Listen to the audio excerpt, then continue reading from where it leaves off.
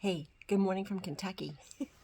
It is beautiful out here. A bit chilly, that's why I got my heavy coat on, but spectacular nonetheless. So, typically when I give these videos, a lot of time it's just kind of off the cuff. Something has popped into my head and I want to talk about it. But today's a lot different. I've been spending days and days on this topic, and it's still not right. I'm going to get things wrong in it. May have to back up a little bit. May have to do a second video for corrections. Who knows? And the reason that is because it's an important topic. The topic is happiness versus happiness as a role. And this came about because my friend Mary, about a week ago through Facebook posts, had said to me, she feels that happiness is a privilege.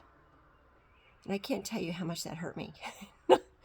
She didn't hurt my feelings. It just hurt me because I want to believe that happiness is a right. And I never looked at it, ever, the way she looks at it. Now, if you've been in Sam's Place for any time at all, you know what I think about the word belief. A belief is just thoughts we keep having over and over again. It doesn't make them right. So, Mary's belief that happiness is a privilege may not be right. Me believing that it's a right may not be correct. I don't know. But I'm doing a lot of reading and researching and a lot of soul searching and spending some time with this.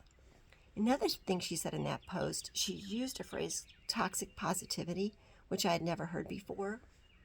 And she thought maybe we could talk about this in Sam's Place, and we will. I don't think toxic positivity goes quite deep enough, but give it some time and we'll make that a topic too. If you haven't heard of toxic positivity, essentially it's when you're saying you're positive when you're really feeling negative. That's a basic definition of it. And examples might be you're feeling guilty because you're angry or sad, or maybe you've got somebody who's going through a hard time, like for an extended period, and you keep saying, just be positive, just stay positive. Gosh, when you look at it that way, the word positive is so lame, and now I kind of don't like it. I look back in Sam's Place, did a search. I can't even tell you how many times I've used the word positive, but not, well, yeah, sometimes it did say stay positive, and I think I might change that a little bit. There are better words. That'll be part of, those words will be part of that positive toxicity post that I put in Sam's Place. So anyway, to get onto the topic, there are a lot of people in Sam's Place who are unhappy. There are a lot of people in the world who are unhappy, and they're looking for something better. And I think part of the problem is for a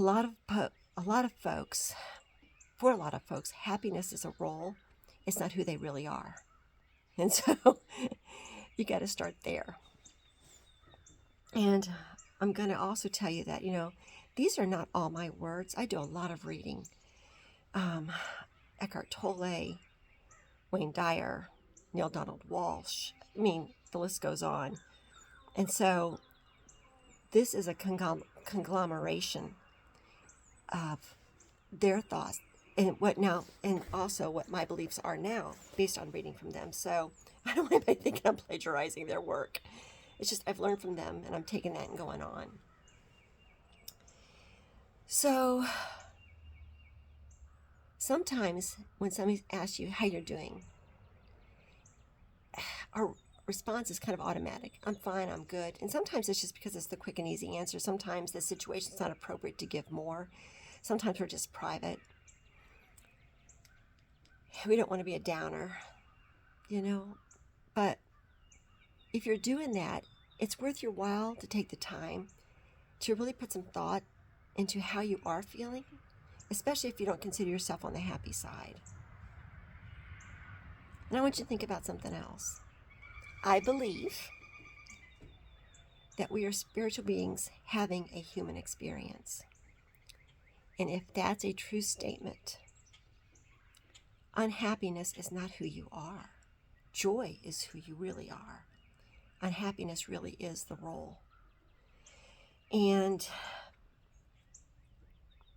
if you're feeling unhappy, it might be better for you to say to yourself, I have unhappiness in me, but it is not who I am.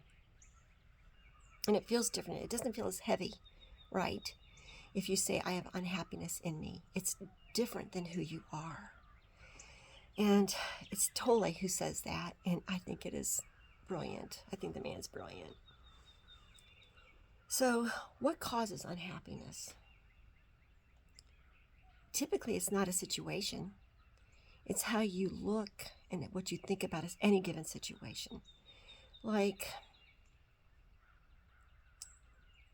spilling orange juice all over your floor and kitchen cabinets on a work day when you're running late and you can't just leave it sit.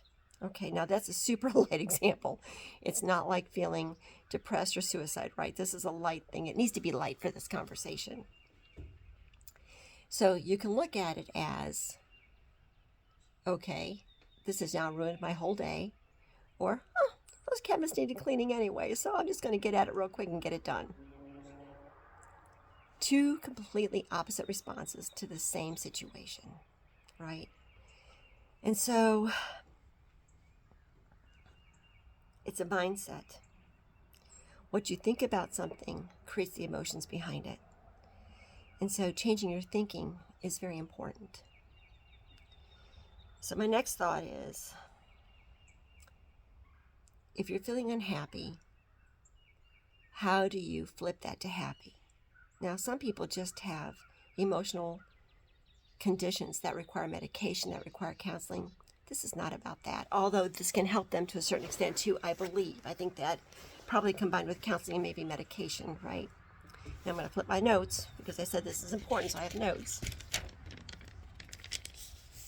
The first thing, if you are feeling unhappy, is to stop saying I'm unhappy and to start saying I have unhappiness in me. The second thing I want you to do is define what is happiness anyway. And I'm not talking about Webster's. I'm not talking about the American Psychological Association. For you, what is your definition of happiness? You have to decide. It's an emotion. It's highly personal. You decide what happiness is. And that's your starting point. The second thing I want you to do is quit seeking happiness. Once you know your definition, quit seeking it because it can feel so elusive. What I want you to do is I want you to free yourself from unhappiness. Now, Tolle says that too. Brilliant. Freedom from unhappiness. Doesn't that sound and feel better? Doesn't that sound obtainable? So, the third thing, and now you're going to roll your eyes on this one, because if you are having problems with, deep problems with unhappiness, this is going to seem so lame.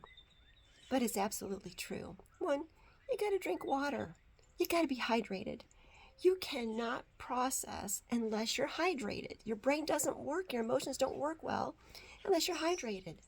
The second thing is you have to have good sleep, at least 7 hours, if that's how you're wired. Some people truly, I think, don't need that much. Me, I need 8 or 9. I'm not working well.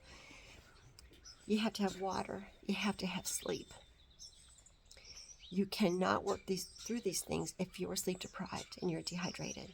The third thing is you have to have some exercise in your life because you need to heighten your dopamine and your endorphins, and exercise gives you that. It just gives you that boost. So I know those are lame things when you're struggling, but I'm telling you, they are the basis for most people. And you got to try those things. For me, I had to work really hard to be happy. I had to read, I had to pray and meditate, and I'm not talking about light happiness. I'm talking about true happiness. I'm the one who spilled the orange juice on the cabinets, okay?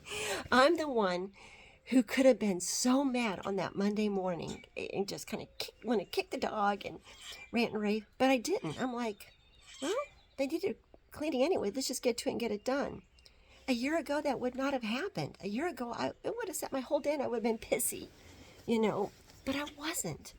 And I'll tell you why. Because once you find happiness, you're not willing to let it go for anything, right? You chisel away at the stuff that's unhappy. And that in itself, that plus exercise and water and sleep, helps you to maintain the happy that you find.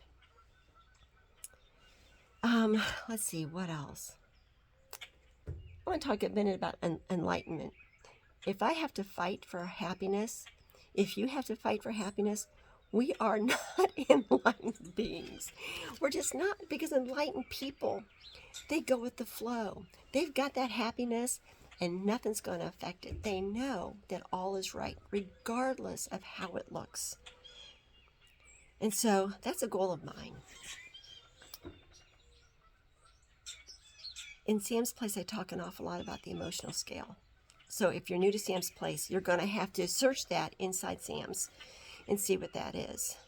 And it's a scale starting, I think the bottom might be shame, and it goes all the way up to joy, which is like true joy, all the time joy, which is like Mother Teresa and Buddha and Jesus and, you know, the countless others who come before us who have this gift. Naming your emotion is not important, but knowing where you're at on the scale is. So if you're not sure what some of those words feel like, it's okay. Just kind of figure, are you on the bottom of the scale or are you on the top of the scale? And try to do things to move one up. So you drink the water. You stay hydrated. You get sleep. You get exercise. Those are things that can help you move one up. You find something to be grateful for, whether it's, you know, I'm in central Kentucky. We lost all, you know, so many of us lost power. The ability to flip a light switch and have light, that's something to be grateful for. Having your health, having a friend who's not so healthy and realizing how lucky you are not to be facing those same situations. Super grateful. Grateful to have parents who raised you well. Grateful for a job that provides. There's so many things. Make a little journal of what you're grateful for. It will help. Do a few things that can help get you just a little bit higher. Now, things not to do. Number one, I hate to say it because Sam's Place is part of Facebook, but you got to be on social media less. Social comparison kills joy. At least a dissatisfaction. And one of the reasons is because on social media, we compare. And our brains, and I just got done taking a class on this, so it might take me a second to kind of spill this out to you, but our brains are wired to compare, to set points. Our brain does not use common sense to do this. We compare to others, to what we see. So if somebody's got a nicer car or a nicer body or what seems to be a nicer home life or more exciting life, we compare to that and then we strive for that also. We can't always get there. Social comparison, social media, news media is a killer of joy. If you are on social media a lot, you got to back off. Or at least fill your feed with things that are more positive. Oh, there goes that dang word again. Things that are more happy, things that are more joyful, things that uplift you. Let's see. There's something called hedonistic adaptation, and that is when you find something that makes you happy, we get used to it real quick. And so that means even love, we get used to. Marriage that seems so joyful on your wedding day, we get used to. It doesn't bring us the joy that it once did. And so you have to find ways to refresh what makes you happy. Super important. You got to hang with people who are happier. So if you are hanging with people who are perpetually negative, who see the downside in everything, who just cannot lift themselves up, you got to give yourself some slack from that, because all that does is reinforce that unhappy. So these are thoughts for now. It's long, 15 minutes I'm into this, and I don't know if I've made any difference whatsoever.